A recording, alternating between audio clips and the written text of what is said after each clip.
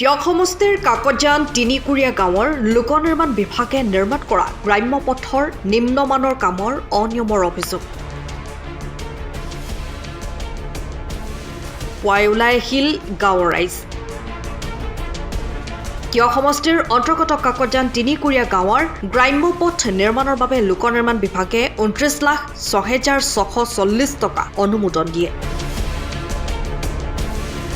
এই পথসমূহৰ ভিতৰত হাজৰিকা বৰা চুক পথ, কাকতি চুক পথ, কপাহতলি পথ, বাদুলি চুক পথ, হাজৰিকা চুক পথকে ধৰি মুঠ 6টা পথ শিলগুটি আৰু মাটি দিয়াৰ বাবে বিভাগে অনুমোদন দিয়ে যদিও ঠিকাদাৰে কেইটামান শিলগুটি ছটিয়াই কাম সামৰাত স্থানীয় ৰাইজে অভিযোগ উত্থাপিত কৰিছে।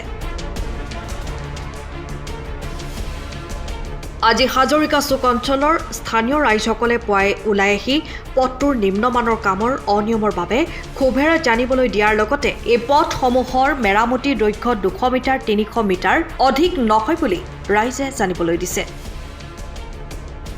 স্থানীয় ৰাইজে অভিযোগ কৰা মতে স্বাধীনতাৰ 77 বছৰ পাছত পোন প্ৰথমবাৰৰ বাবে মেৰামতি কৰা এই পথসমূহৰ চৰকাৰে সঠিকভাৱে অনুমোদন দিয়ে যদিও ঠিকাদাৰে নিজৰ খেয়াল খুচি মতে ধন আত্মসাৎ কৰাৰ ফন্দি পাতিছে বুলি ৰাইজে জানিবলৈ দিয়ে।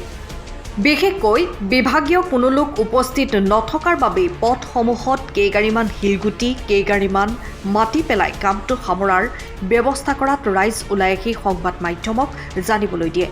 ৰাইজে দাবী কৰা মতে বানদুৰ্গত এই অঞ্চলসমূহত চৰকাৰী প্ৰাক্কলন মতে পথসমূহ মেৰামতি কৰি সময় উপযোগী কৰিবলৈ আহ্বান জনায়। কিন্তু যি ধৰণে ৰাস্তাটো হ'ব লাগিছিলে তেনেকৈ হোৱা নাই আৰু অলপ মাটি নিদিয়াকৈ নহয় মাটি দিছে আৰু শিলো নিম্নগামী হিচাপে দিছে, সেইকাৰণে আমাৰ উপযুক্ত হোৱা নাই। সেইকাৰণে বিভাগীয় মহোদয়ে আমাৰ ৰাস্তাটো যাতে উন্নতি পথত আগবঢ়াই নিয়ে সেইকাৰণে মই অনুৰোধ কৰিছোঁ। আৰু আমাৰ বাৰিষা কালত ছাত্ৰ ছাত্ৰী ইমান আঁঠুলৈকে বোকা লাগি স্কুললৈ যাবলগীয়া হয়, যাতায়াতৰ অসুবিধা আৰু বহুত বছৰ এনেকৈয়ে পৰি আছে আৰু য'তে ত'তে আবেদন দিয়া হৈছে কিন্তু কোনো কামত অহা নাই। এইবাৰ ভাবিছিলোঁ বোলো ৰাস্তা সঁচাকৈ ভাল হ'ব কিন্তু একেটাই হ'বগৈ, তাৰমানে নিৰ্মালি দিয়া দি শিলগুটিকেইটা ছটিয়ালে এইটো ৰাস্তা ভাল নহয়। সেইকাৰণে আপোনালোকক জনাইছোঁ যিমানটো ভাল হ'ব লাগিছিলে সিমান ভাল নহ'লে, দহে হ'ল দেখিছোঁ আৰু খালবিলাকে পোত খাই গৈছে। গতিকে আমাক ৰাস্তাটো ভালকৈ দিব লাগে, ভাল হ'ব লাগে আৰু অলপমান পাথৰ দি ওখ কৰি দিব লাগে। এতিয়া আমাৰ নিজৰ পদূলি বাটটো আমি নিজে ঠিক কৰি লৈছিলোঁ, সেই পদূলিটো তাহাঁতি কি কৰিলে খান্দি দহে কৰিলে। আমাৰ নিজৰ এখন গাড়ী আছে, গাড়ীখন অহা যোৱা কৰিবৰ কাৰণে আমি নিজে ঠিক কৰি লৈছিলোঁ, সেইকণো তাহাঁতিটো দ কৰি থৈ গ'ল। কলতো তাহাঁতি ক'লে আমি আমাৰ যিটো লেবুল সেই লেবুলৰ মতেহে কাম কৰিম বুলি ক'লে, কিন্তু আমাৰ কামটো ভাল নহ'ল। গতিকে আৰু অলপ পাথৰ দি আমাক ৰাস্তাটো অলপ ওখ কৰি ভাল কৰি দিব লাগে। পানী আহিলে মানে ৰাস্তাটো মানে পানী হয় আৰু খালবিলাক তাহাঁতে পুতি থৈ গৈছে, বিশেষকৈ খালবোৰ ওলাই থাকিব লাগে, খালবোৰ ওলালেহে ৰাস্তাটো ভাল হয়। আৰু এতিয়া খালবিলাক পুতি থৈ গৈছে, আমাৰ এতিয়া এইখন বাগানখনৰ কিনাৰ এইবোৰ আমাৰ সীমা আছিলে এইবিলাক পুতি থৈ গৈছে। এতিয়া আকৌ ৰাস্তাটো বেয়া হৈ যাব, পানী ইপাৰৰ পৰা সিপাৰলৈ যাব। গতিকে খালকেইটা উলিয়াই ৰাস্তাটো ওখ কৰি আমাক ভাল কৰি দিব লাগে। আজিলৈকে এই চুবুৰীটোতে বাস কৰি আহিছোঁ, জন্ম হৈছোঁ, এতিয়ালৈকে আজিলৈকে এটা শিলগুটিও পৰা নাই। আৰু হিমন্ত বিশ্ব শৰ্মাৰ নেতৃত্বাধীন চৰকাৰখনে বহুত দিছে আমাক, কিন্তু এই তলৰ যিখিনি পালি পোখা আছে আমাৰ গাঁওখনতেই হওক বা এই বিজেপি পালি নেতাখিনি সেইখিনি আমাক খাই দিছে, জুৰুলা কৰি পেলাইছে।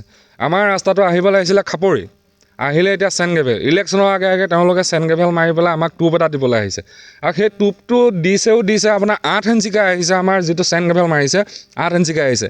সেই 8 ইঞ্চিকৈ মাৰোঁতে তেওঁলোকে ইয়াত ৰুলাৰ চলাই গ'ল, তাৰপিছত 2 ইঞ্চিহে ৰৈছেগৈ। আৰু সেই কথাটো যদি ক'বলৈ যাওঁ আমাক অকণমান বেয়াকৈ ব্যৱহাৰ কৰে।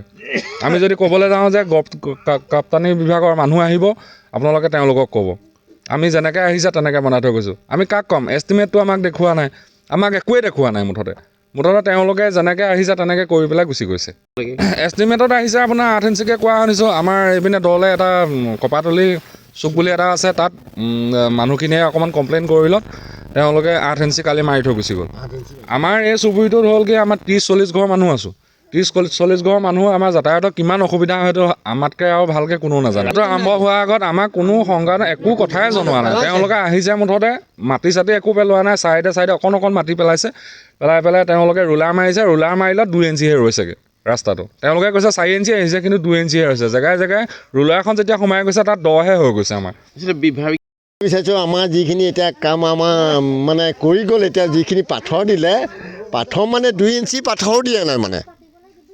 আৰু মানে আমি ইমান আমাৰ যিটো সমস্যা আমাৰ এই চুবুৰী হাজৰিকা চুকটো মানে কি এই মানুহ এজনী যদি গা অসুখ হয় আমি দাঙি নিবলগীয়া হয় কাণত। কিন্তু আমি আজি 30 বছৰে আমি আবেদন পত্ৰ দিছোঁ, পঞ্চায়তটো দিছোঁ, চৰকাৰকো জনাইছোঁ, MLAকো জনাইছোঁ, কথাটো আজিলৈকে আমাৰ ৰাস্তাটো সম্পূৰ্ণ হোৱা নাই। এইবাৰ অহাৰ পিছত যিখিনি কাম কৰিলে, এতিয়া পাথৰ যিখিনি ছিটিয়ালে মানে নি মেলি ছিটিয়ালে আহি পেলাই। ইয়াত ঠিকাদাৰ পইচা খাইছে যদি নাজানো, বা MLA খাইছে যদি নাজানো, মহৰীয়ে খাইছে যদি নাজানো। সেই দেখে আমি ৰাইজ আমি লাগি পেলাই আমি ইঞ্চি পাথৰ আছিলে 8 ইঞ্চিয়ে দিয়কচোন। সেই 8 ইঞ্চি নহ'লে কি মই সুধিছোঁ, কৈছিলোঁ যে আমাৰ 4 ইঞ্চিয়ে আছে। এতিয়া 4 ইঞ্চি ঠাইতো 2 ইঞ্চিয়ে পাথৰো পোৱা নাই মানে। ৰাস্তাত মাটি পেলাইছে নেকি? মাটি নাই, মাটি নাই কিনাৰত, ছাইডত মাটি নাই। আগৰ আমাৰ যিটো আমাৰ পথাৰ পৰা ৰাইজে মাটি আনিছিলে সেই কিনাৰ মাটিটোকে থৈ দিছে কিনাৰত। হয়, এতিয়া আপোনালোকে কি ক'ব ডিপাৰ্টমেণ্টক? আমি ডিপাৰ্টমেণ্টত ক'বলৈ মানে কি আমাৰ কামটো ভাল কৰক। আমাৰ কামটো আগৰ আপোনালোকৰ যিটো ইষ্টিমেট আছে সেই ইষ্টিমেটৰ মতে কাম কৰক। কামটো হোৱা নাই। টিয়কৰ পৰা বিৰাজ বৰা ৰিপৰ্ট, টাইম অফ। সময়ৰ খবৰ সময়ত পাবলৈ ফ'ল' কৰক টাইম অফ।